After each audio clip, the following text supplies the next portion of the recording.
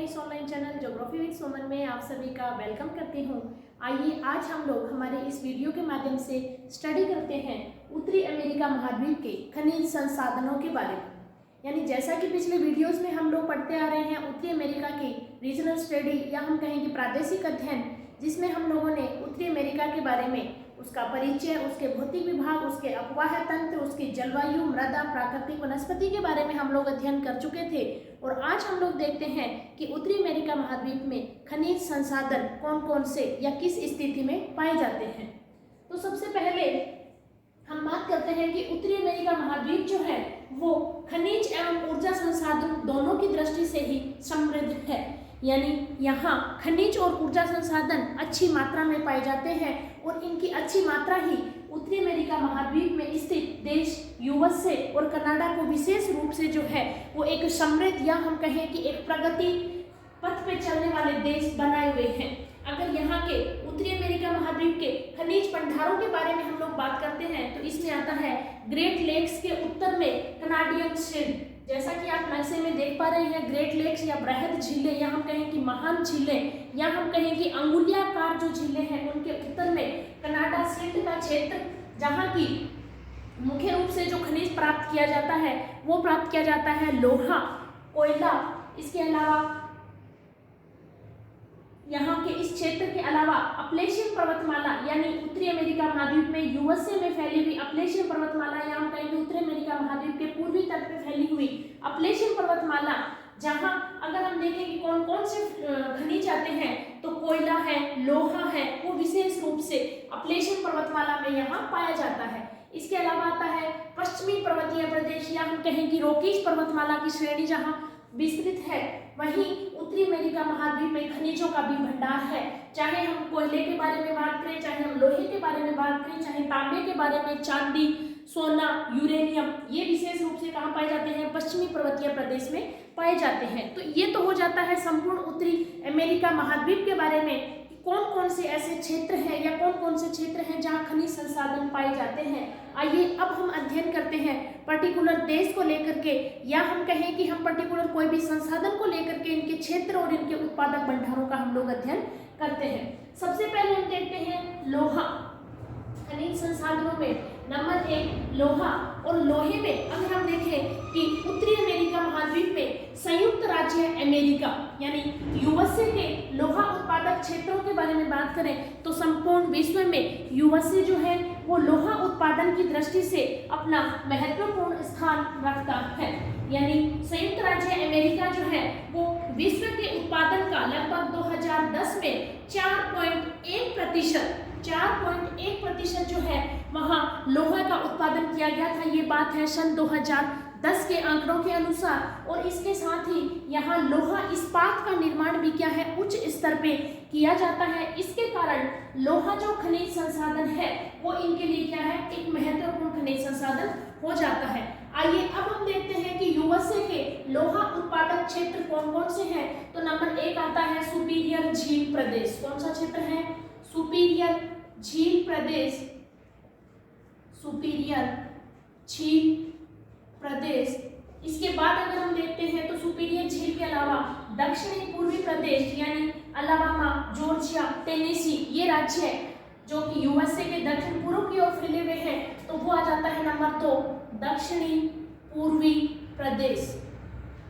इसके अलावा नंबर 3 अगर हम देखें तो उत्तर पूर्व की ओर फैले हुए न्यूयॉर्क और पेंसिल्वेनिया राज्य के क्षेत्र, जहां न्यूयॉर्क में आता है एडिरोडेक्स क्षेत्र और पेंसिल्वेनिया का आता है कार्नवाल क्षेत्र। यानी नंबर 3 कौन सा जाता है? उत्तरी पूर्वी क्षेत्र। और उत्तरी पूर्वी क्षेत्र के बाद नंबर 4 आता है पश्चिमी क्षेत्र या हम कहेंगे पश्चिमी पर्वतीय क्षेत्र, जिसमें कैलिफोर्निया, उटा है, नेवादा, ये क्षेत्र आ जाते हैं। और कैलिफोर्निया में भी ग्रेट साल्ट लेक वाला क्षेत्र जो है वो लोहा उत्पादन की दृष्टि से समृद्ध है। पश्चिमी पर्वतीय प्रदेश। तो ये जो 4 क्षेत्र हैं ये लोहा उत्पादन के लिए यूएसए में अपना प्रमुख स्थान रखते हैं। कहाँ के हैं ये? यूएसए के। यूएसए के लिए चारों क्षेत्र जो है लोहा उत्पादन में अपना प्रमुख स्थान रखते हैं। और इनमें भी सुपीरियर झील क्षेत्रों में कुछ एक रेंज या हम कहें कि मुख्य खाने जो है यहाँ सुपीरियर झील क्षेत्र में फैले हुए जो लोहा उत्पादक क्षेत्र है वो अवशिष्ट कटकों के रूप में एक लंबाकार श्रेणी के रूप में फैले हुए हैं, जिस कारण इनको क्या कहा जाता है, रेंज कहा जाता है। और इनमें से मुख्य जो रेंज है, हम कहेंगे मुख्य लोहा अयस्क खाने जो है वो है मेसाबी, वर्मिलियन, गोजेविक, मेलामिना। ये क्या है, यहाँ की प्रसिद्ध लोहा अयस्क खान है। कौन कौन सी? मेसाबी, वर्मिलियन, गोजेविक, मार्क्वेट, मेलामिना। ये क्या है, सुपीरियर झील क्षेत्र की महत्वपूर्ण लोहा अयस्क खान है। अब यूएसए के बाद अगर हम बात करते हैं किसकी, कनाडा की। कौन सा देश? कनाडा। तो कनाडा में भी लोहा अयस्क के भंडार जो है वो स्थित है और यहाँ से लोहा उत्पादित भी किया जाता है। अगर कनाडा के लोहा उत्पादक क्षेत्रों के बारे में बात करें तो नंबर 1 आ जाता है न्यू फाउंडलैंड क्षेत्र, न्यू फाउंडलैंड क्षेत्र। नंबर 2 आ जाता है न्यू फाउंडलैंड क्षेत्र। नंबर 2 आ जाता है ब्रिटिश कोलंबिया क्षेत्र। कनाडा राज्य का ब्रिटिश कोलंबिया स्टेट जो है, कनाडा देश का ब्रिटिश कोलंबिया स्टेट जो है वो वाला क्षेत्र। इसके बाद आ जाता है ओंटेरियो के काफी क्षेत्र और क्यूबेक और लेब्राडोर स्टेट के जो सीमा क्षेत्र है उन सीमागत क्षेत्रों में भी लोहा अयस्क के भंडार स्थित है, या हम कह सकते हैं कि यहाँ से लोहा उत्पादित किया जाता है। इसके साथ ही इसके सुपीरियर झील क्षेत्र में भी स्टीप रॉक एक खान का नाम है। सुपीरियर झील क्षेत्र में स्टीप रॉक है कहाँ की? कनाडा की। स्टीप रॉक ये भी आप नोट कर लीजिएगा। कनाडा में सुपीरियर झील क्षेत्र, सुपीरियर झील क्षेत्र और खान का नाम है steep rock, steep rock Khan. किसके लिए? लोहा अयस्क के लिए। जबकि इससे पहले वर्मिलियन, मेसाबी, गोजेविक, मेलामिना ये किसकी थी? ये यूएसए की लोहा अयस्क खाने थी।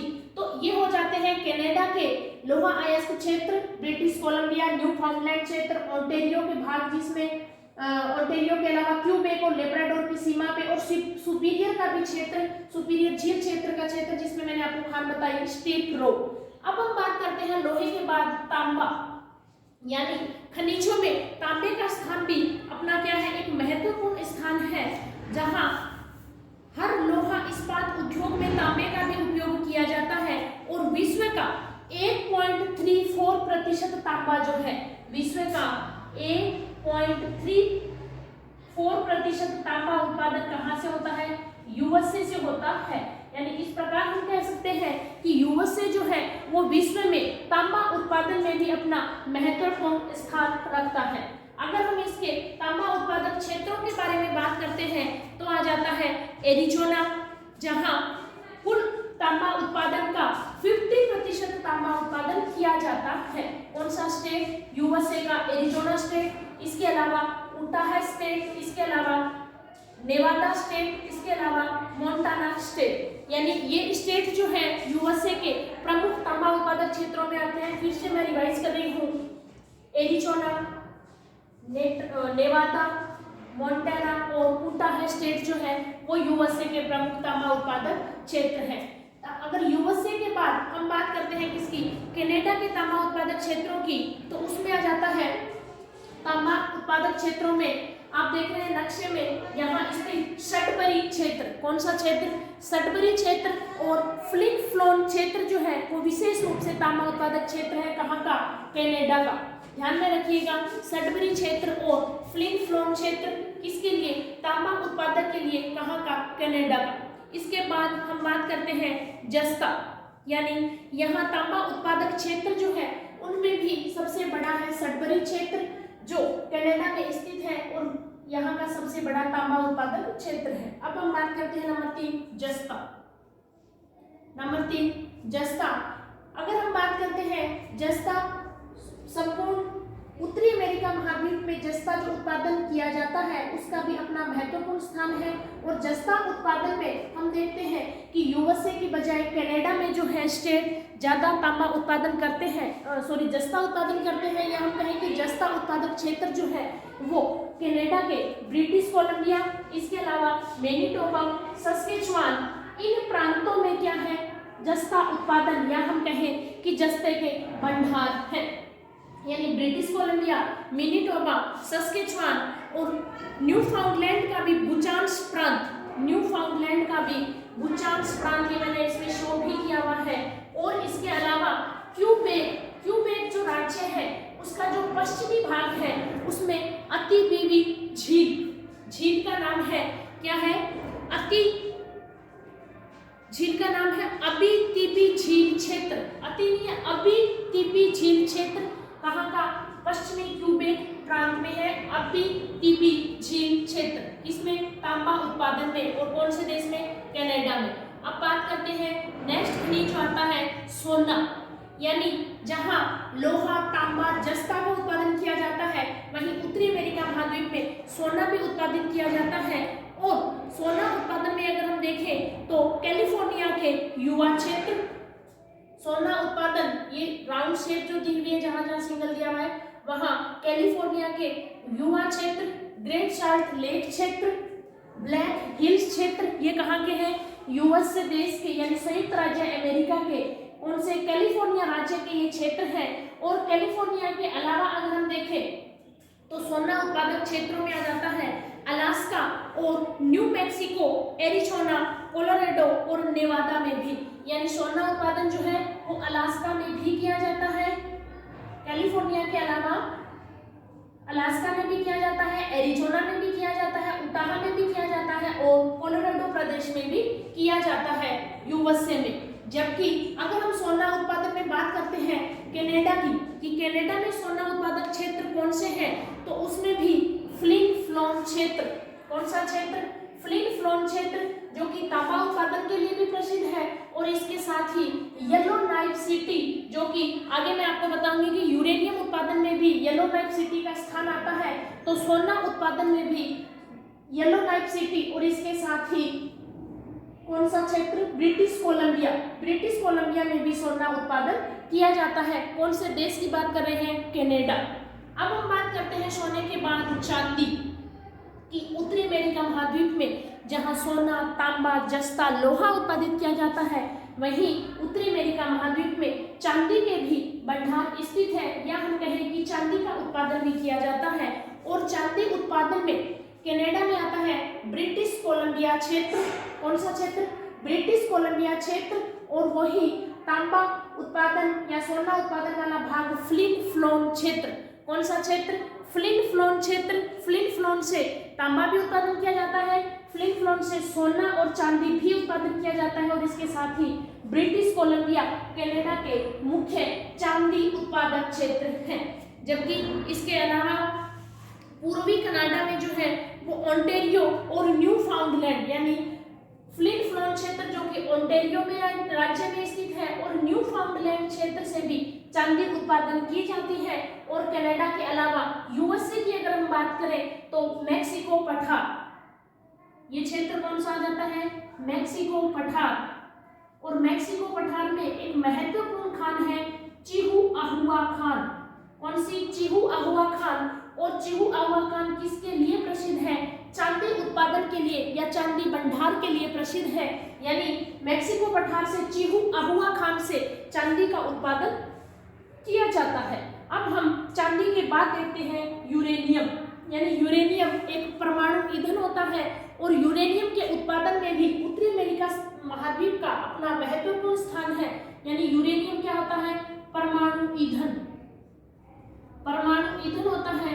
और यूरेनियम का उत्पादन जो है वो विशेष तौर से कहाँ किया जाता है, कनाडा में किया जाता है। यानी कनाडा में अगर हम बात करते हैं तो Great Bear Lake, Great Slave Lake, Athabasca Lake, इन तीनों झील क्षेत्रों के किनारे स्थित सिटी सबसे पहले आती है Port Radium, then Great Slave Lake के किनारे आती है येलोनाइफ सिटी, देन अथापास्का झील के किनारे आती है यूरेनियम सिटी, रेडियम सिटी, उसके बाद येलोनाइफ सिटी और उसके बाद यूरेनियम सिटी। इन तीनों क्षेत्रों में भी क्या है, यूरेनियम के प्रमुख क्षेत्र है। और संपूर्ण विश्व में ये क्षेत्र जो है ग्रेट बियर, ग्रेट स्लेव और अथापास्का झील के जो क्षेत्र हैं ये यूरेनियम भंडार के लिए प्रमुख रूप से जाने जाते हैं। कनाडा के अलावा यूएसए के क्षेत्र में भी, यूएसए के कोलोराडो पठार में यूरेनियम की प्राप्ति होती है। इस प्रकार आज की इस क्लास में हम लोगों ने देखा कि उत्तरी अमेरिका महाद्वीप में कौन कौन से खनिज यानी लोहा, तांबा, जस्ता, सोना, चांदी, यूरेनियम, इनके अलावा कुछ कुछ अन्य खनिज भी बहुत सीमित मात्रा में यहाँ से उत्पादित होते हैं या हम कहें कि इनके भंडार यहाँ स्थित है। नेक्स्ट के वीडियोस में हम देखेंगे कि उत्तरी अमेरिका महाद्वीप में ऊर्जा संसाधनों की क्या स्थिति है। उम्मीद करती हूँ कि आप लोगों को यह वीडियो अच्छे से समझ में आया होगा और यह वीडियो आपके लिए काफ़ी हेल्पफुल भी साबित होगा। इसी के साथ ही मेरा यह वीडियो मैं यही एंड करना चाहूँगी और आप लोगों से यही कहूँगी कि मेरा यह वीडियो ज़्यादा से ज़्यादा लाइक कीजिए, शेयर कीजिए एवं सब्सक्राइब कीजिए geography with Suman YouTube channel. Thank you.